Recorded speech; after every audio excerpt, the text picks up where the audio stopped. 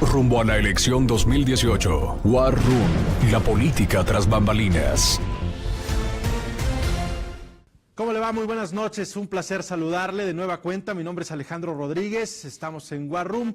En este primer lunes de campaña, el viernes, como usted lo sabe, iniciaron estos 4 aspirantes a suceder a Enrique Peña Nieto en lo que será esta lucha de 3 meses por ganar la elección del primer domingo de julio. Prácticamente han iniciado las campañas, pasó precisamente el periodo vacacional y usted ya verá poco a poco el desarrollo de todos y cada uno de los aspirantes para tratar de ganar, por supuesto, su simpatía, su voto. Mientras eso ocurre, usted ya le he contado que aquí en War Room vamos a ir platicando de lo que ocurre en esta elección, desmenuzando todos y cada uno de los pasos de estos presidenciables. Y para hacerlo, qué mejor que empezar esta temporada electoral con quien es considerado el mejor speech trainer de habla hispana y también de habla portuguesa, ni más ni menos que un buen amigo, Yago de Marta, que ha estado en distintas elecciones presidenciales, tanto de Europa como de América, e incluso ha estado también trabajando en Qatar. Él nos podrá contar un poco más de toda esta experiencia y de lo que está viendo, por supuesto, con los aspirantes presidenciables y con todo lo que se está platicando desde ya. Yago de Marta, gracias por estar con nosotros. ¿Qué tal? ¿Cómo vas? ¿Qué tal? Yago, ¿qué es lo que está pasando? No quisiera caer en términos personales con cada uno de los presidenciables, pero ¿de qué manera nos están tratando de conquistar a través de la palabra estos aspirantes presidenciales y qué es lo que deberían estar haciendo o no para poderlo lograr? Bueno, el primer punto de todos es que la atención ahora es más cara que nunca. Antes podía ser que tuvieras interés en ir a ver un discurso de un político, actualmente eso ha desaparecido. Y si lo quieres ver en YouTube, aguantas muy pocos minutos, ya sientes que lo has acabado de ver y te pones a ver otra cosa. Con lo cual, hablar bien se ha convertido en algo más importante que nunca, porque cuanto más se encierran las peleas, cuanto más complejas son las peleas, más información sacas por cómo habla una persona, porque es una información que no está sacando de todo lo demás. ¿Se puede conquistar todavía el voto ciudadano a través de la palabra? Es decir, y tú lo acabas de mencionar hace unos momentos, cada vez pone la gente menos atención a lo que dice un político. Nos hablan tanto y tan largo en un discurso que no le prestamos atención o nos suben videos de 10 minutos que quién los va a ver, sobre todo en las redes sociales donde hay tanto que ver. Todavía a través de la palabra se puede conquistar el voto o los candidatos, y no solamente de México, acaba de pasar la elección en Costa Rica, acaba de pasar la elección en Honduras, viene la de Brasil, o los candidatos han olvidado un poco el poder de la palabra, a final de cuentas, o el poder de la comunicación, que no es, sino en esencia lo que les va a dar el voto. Es una lucha de comunicación ahora mismo. Pero el problema es que seguimos hablando de que la palabra atrae voluntades, y no es la palabra, es el carácter. Hablar bien no es hablar bonito, ni utilizar palabras adecuadas, ni utilizar argumentos adecuados, es tener un carácter potente, convincente y permanente. Eso es lo que funciona. Y eso ha funcionado siempre y siempre va a funcionar, porque al final, cuando yo decido en quién quiero que me represente, estoy haciendo un juicio de carácter. Siempre estoy haciendo un juicio de carácter. Y eso, la única manera que tiene la gente de saber hasta qué punto esa persona es fuerte, capaz, inteligente, es por cómo le ven hablar. Por cómo le ven hablar decidimos si una persona es inteligente, o si es capaz, o si es líder. ¿Cómo sabemos si una persona es líder en este momento en el que no hay grandes manifestaciones? ¿Cómo lo sabemos? La única información que tenemos es que cuando le vemos hablar decimos, oh, este cabrón es capaz de mover a la gente, o esta mujer es capaz de mover a... Eso es la información. ¿Hay algún político en la actualidad, no en la actualidad política mexicana de este momento presidencial, que nos pudieras decir, tiene eso, tiene ese carácter y hace que la gente lo siga? No se me viene a la mente Obama, a lo mejor en algunos otros países, en España, ¿hay gente que tú ubicas con esta capacidad? Hay, mucha gente a la que vemos en el televisor y decimos, wow, esta persona tiene potencia.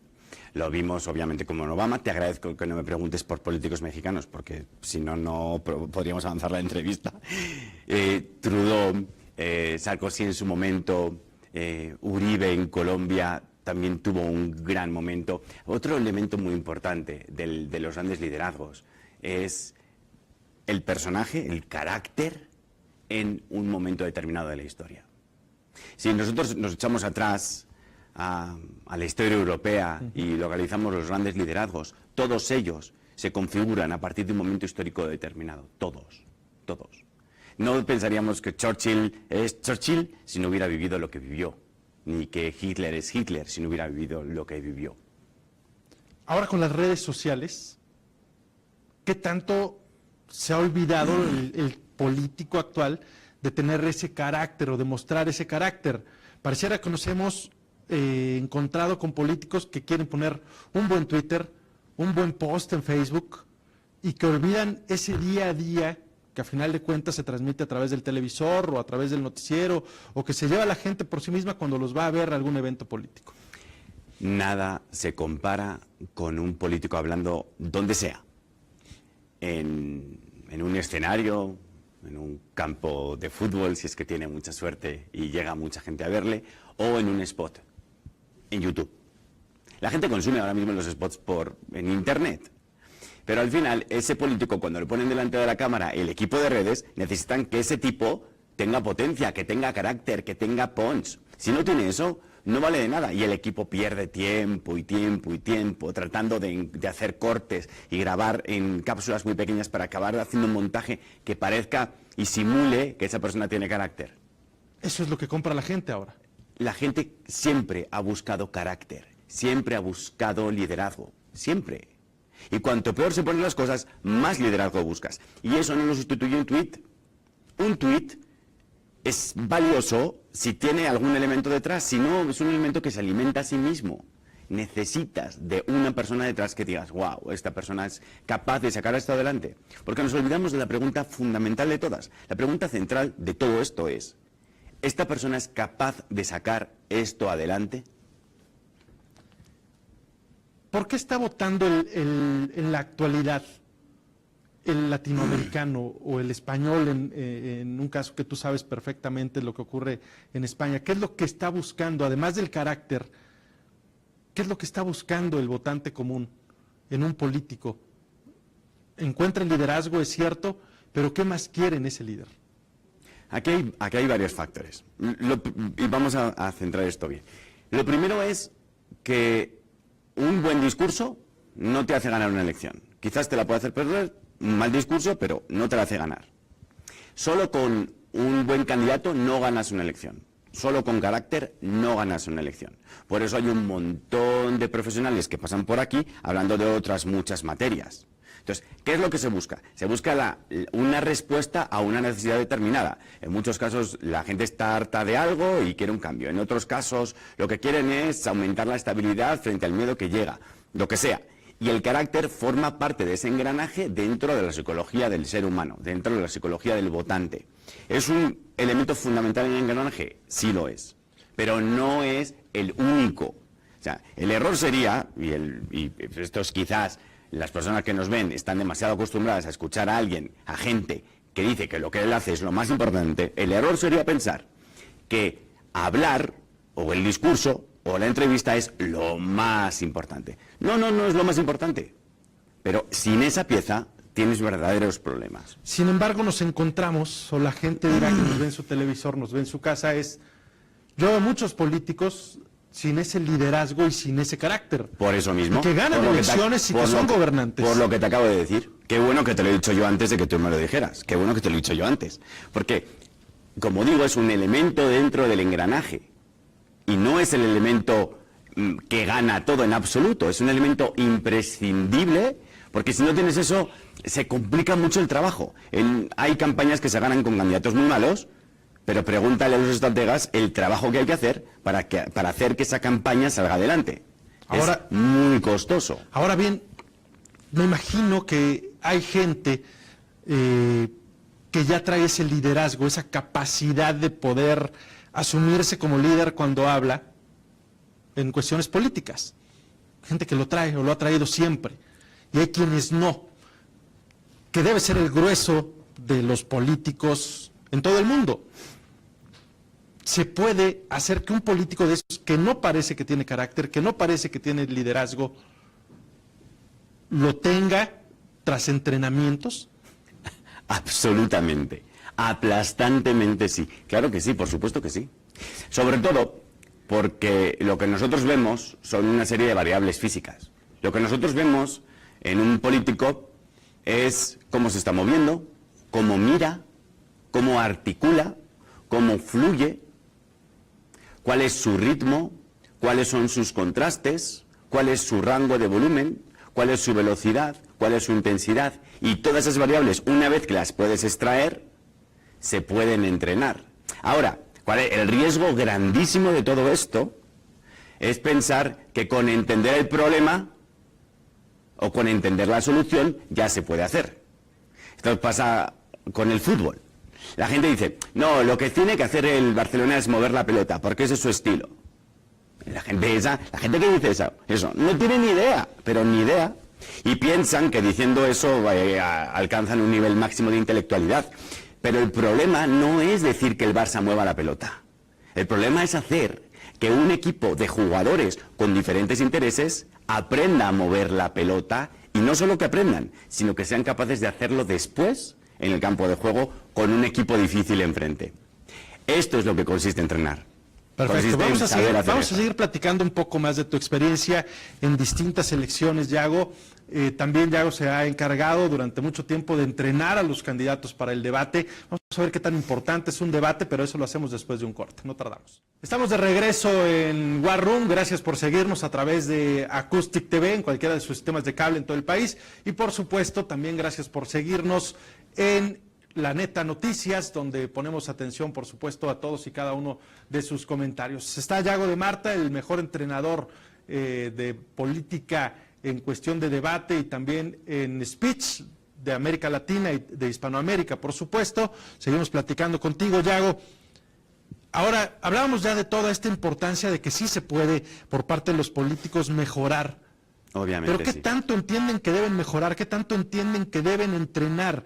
Porque a mí me parece que hay viejos políticos que han ganado muchas elecciones. O jóvenes. O jóvenes que se visten de viejos o que parecen viejos, que han ganado algunas elecciones sin necesidad de haber entrenado nunca y que consideran que no es necesario porque les ha funcionado. Claro, es que es lo que, volvemos a la pregunta de antes, es que no es imprescindible, lo que pasa es que ayuda mucho. ¿Qué sucede en el proceso de entrenamiento? Supone que tienes que esforzarte, supone que tienes que hacer una serie de repeticiones. Si yo quiero aprender ahora a jugar a golf, va a haber una parte del juego que sea aburrida, porque voy a tener que aprender a agarrar el palo, voy a tener que hacer muchos movimientos repetitivos. Va a haber un tiempo en el que no esté disfrutando. Si aprendo a jugar a tenis, ni te cuento.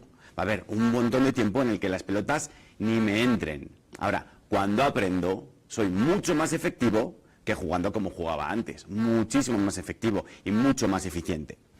Entonces, la cuestión de ese cambio es una cuestión de asumir que exige un esfuerzo llegar a ser mejor y que, desde luego, que la gente nos perciba como fuertes y creíbles es algo que vale la pena, absolutamente. Vendrá la época en México, y lo hubo en otros procesos electorales, de los debates. Ajá. ¿Qué tan importante puede ser un debate para un candidato? Pues en esta elección, con 4 candidatos y con el calor que hay, va a ser terriblemente importante. Cuanto más calor hay, más caliente está y más en ebullición está todo, más importantes son los debates. Se juegan demasiado. Absolutamente, porque por el camino la percepción es difusa. En el momento del debate, lo que la gente hace es juzgar el enfrentamiento de caracteres. Eso es lo que hace la gente en un debate. ¿Y quién lo gana? Quien impone su imagen con el apoyo de ese carácter. Y aprovecho para hablar de qué consiste eso. Cuando hablamos, podemos decidir mostrar inteligencia, podemos decidir mostrar liderazgo, podemos decidir mostrar articulación de ideas, podemos mostrar diferentes atributos personales. Lo ideal es que articulemos de una manera que sea equilibrado. Si solamente transmitimos inteligencia, las personas que nos ven nos van a sentir muy inteligentes, pero poco capaces o poco guerreros. Si transmitimos exclusivamente articulación, lo que va a sentir la gente que falta es la potencia, pero sobre todo el flow, el fluir, la realidad. Y la gente necesita creer al que tiene delante. Entonces, podemos elegir qué queremos mostrar y cómo queremos mostrarlo. Pero siempre a partir de lo que el político es. Si te lo inventas... Es un personaje no creíble, a final de cuentas. Absolutamente. La realidad, la credibilidad es la materia prima de todo esto. Ahora, y aprovecho que estás aquí porque lo has hecho muchas veces, la gente llega a su televisor cuando se interesa por un debate, le prende, ve lo que está pasando, pero no imagina muchas veces como ver una pelea de box, qué es lo que hubo detrás de. ¿Cuánto tiempo tiene que entrenar un político promedio para llegar a un debate? Sobre todo cuando un debate puede, en el caso de esta elección, marcar una gran diferencia o un antes y un después. Hay una cosa muy interesante. Un boxeador, antes de una pelea, tiene un camp que dura unos 3 meses. Eso es lo que hace un boxeador. Un político lo que espera es que tú le salves en la última semana o en los últimos 2 días.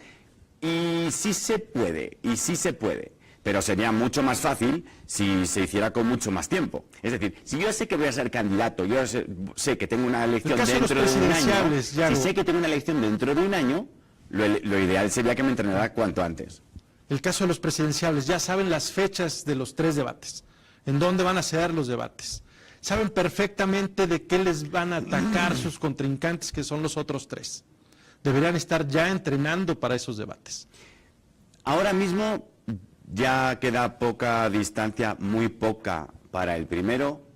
Mínimo tienes que tener toda la documentación montada, tienes que haber hecho mini preparaciones sobre esto. Pero hay una cuestión, en cada entrevista hay un debate. O sea, a final de cuentas una entrevista es eso. Yo trato de posicionar una idea y el reportero, claro, el periodista trata de posicionar el suyo, quiere la nota. Efectivamente, y eso es un buen entrenamiento. Y cada discurso es un buen entrenamiento. Lo que pasa es que lo que nos enseña, lo que nos hace mejorar, no es la práctica. Es la práctica deliberada, la práctica sistematizada. Si un político va con tanta velocidad que en un día da 5 entrevistas y no tiene tiempo para analizar qué es lo que ha hecho, no mejora de una entrevista a otra. Para mejorar exige la deliberación posterior y la sistematización posterior de lo que se ha hecho, que puede dedicarse más o menos tiempo a eso. Pero si no hay práctica deliberada, no hay mejora. Esto es muy importante tenerlo claro. En el debate, en la oratoria, en las entrevistas, en cualquier materia. También en tenis, en boxeo, en lo que quieras. ¿Qué tan preparados ves, sin caer en nombres a lo mejor, en promedio entre los 4 a estos aspirantes presidenciables mexicanos? Todos ellos... Para llegar aquí ya tuvieron que haber pasado muchos filtros y estar lo más preparado posible. Pero ¿qué tanto están para lo que viene? Para ser candidato presidencial, las cualidades que se exigen para llegar a la posición no son las mismas que se exigen para después contender. Las habilidades que acumulamos para llegar a un puesto no son las mismas que necesitamos para ejercer después. Por ejemplo, alguien que es vicepresidente de una multinacional adquiere una serie de habilidades, pero cuando le toca por fin ser CEO, de repente necesita unas habilidades nuevas.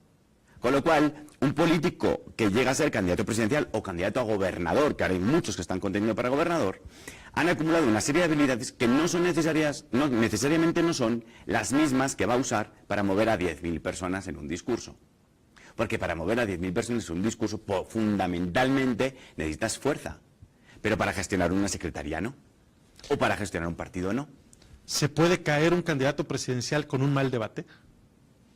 Hemos visto en este país candidatos presidenciales que subieron mucho por un muy buen debate y algunos que después de un mal debate ya no consiguieron encontrar su música. ¿Qué pasa? La gente, en este caso, cuando tienen un mal debate, la gente, si se estaba convenciendo por él, prefiere irse a otro lado, prefiere ver hacia otro candidato, a otro aspirante. Es que cuando le ves en un debate que no articula, no encaja, que no juega bien, dices, wow, pues esta persona es menos capaz de lo que yo pensaba. Eso es lo que sucede. Dices, bueno, esta persona no es tan capaz como yo pensaba.